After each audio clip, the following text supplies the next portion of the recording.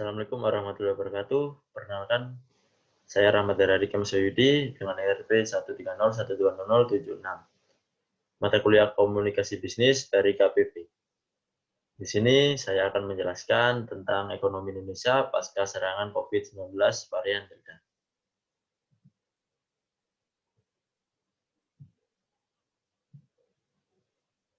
Pertama-tama, saya akan menjelaskan apa itu pengertian dari COVID-19.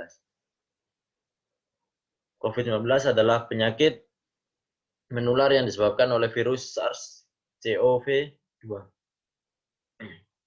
Sebagian besar orang yang tertular COVID-19 akan mengalami gejala ringan hingga sedang dan akan pulih tanpa penanganan khusus. Namun, sebagian orang akan mengalami sakit parah dan memerlukan bantuan medis. Macam-macam virus COVID-19 di Indonesia. Yang pertama, virus COVID-19 varian Alpha. Virus ini adalah varian yang awalnya terdeteksi di Inggris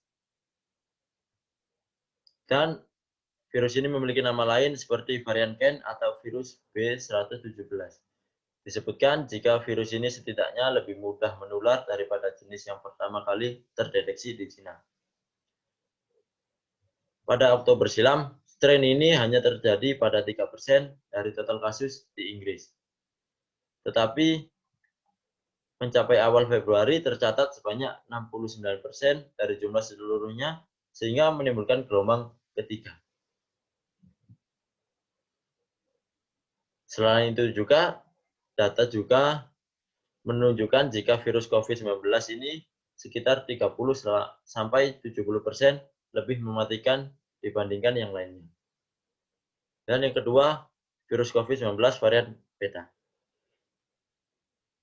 Strain Beta ini pertama kali terdeteksi di Afrika Selatan pada awal Oktober dan telah ditemukan di lebih dari 80 negara.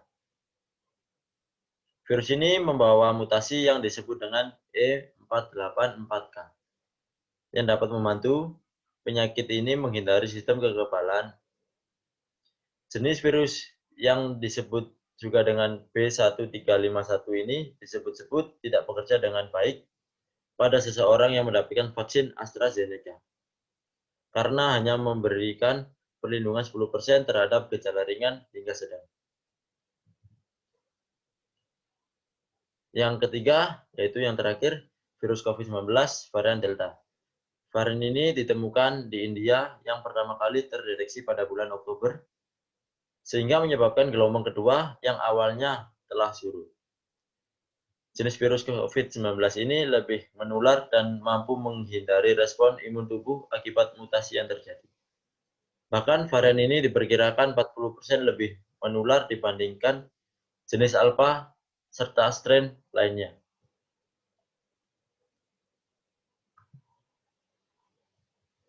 Di sini saya akan menunjukkan grafik dari angka peningkatan kasus harian COVID-19 di Indonesia.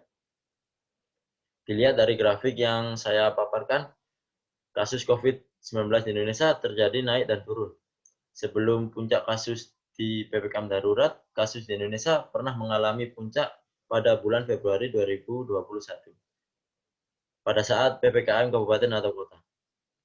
Puncak kasus di bulan Februari 2021 adalah sekitar 12.000 kasus. Setelah itu, kasus di Indonesia mengalami tren turun, namun kembali naik lagi pada bulan Juni dan Juli 2021. Hingga akhirnya puncak kasus di Indonesia terjadi dengan 54.517 kasus.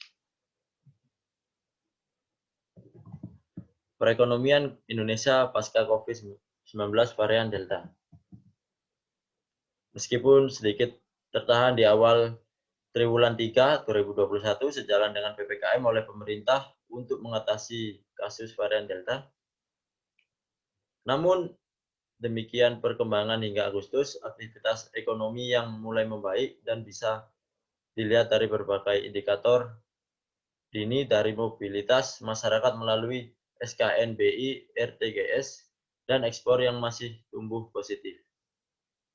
Catatan ini mendorong perekonomian Indonesia bisa tumbuh sesuai perkiraan Bank Indonesia sebesar 3,5 sampai 4,3%. Pemulihan diharapkan terus berlanjut hingga tahun depan dengan perkiraan 4,6 sampai 5,4%. Bank Indonesia juga mencatat perbaikan dari sisi eksternal.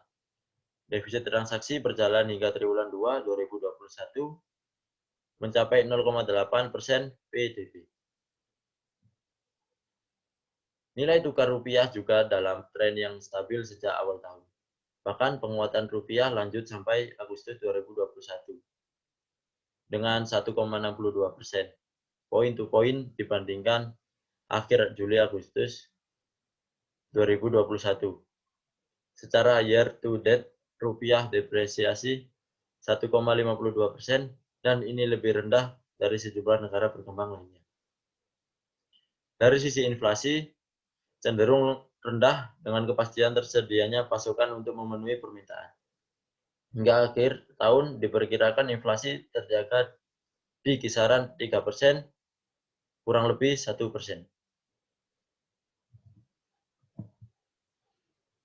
Upaya pemerintah dalam menghadapi perekonomian saat COVID-19 varian Delta. Yang pertama, pemerintah membuat stimulus fiskal sebagai bentuk intervensi dalam menstabilisasi ekonomi. Selain bertujuan untuk penanganan kesehatan dan pemulihan ekonomi, stimulus diarahkan untuk mengatasi kesulitan ekonomi yang ekstrim melalui jaringan pengaman sosial atau social safety net bagi masyarakat berpendapatan rendah atau MBR. Dan yang kedua, perluasan bantuan sosial. Antara lain berupa kartu sembako, program Keluarga Harapan atau PKH, dan kartu prakerja yang dilakukan pemerintah untuk membantu masyarakat yang terkena dampak pandemi COVID-19 ini. Untuk menyokong keberlangsungan usaha mikro, kecil, dan menengah atau UMKM, perbankan diminta untuk memberikan restrukturisasi pinjaman seperti penurunan suku bunga, perpanjangan waktu pembayaran, dan penundaan cicilan kredit untuk para debiturnya.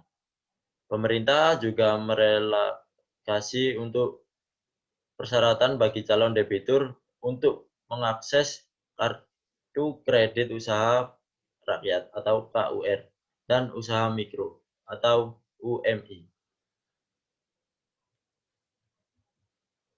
Sekian dari presentasi saya.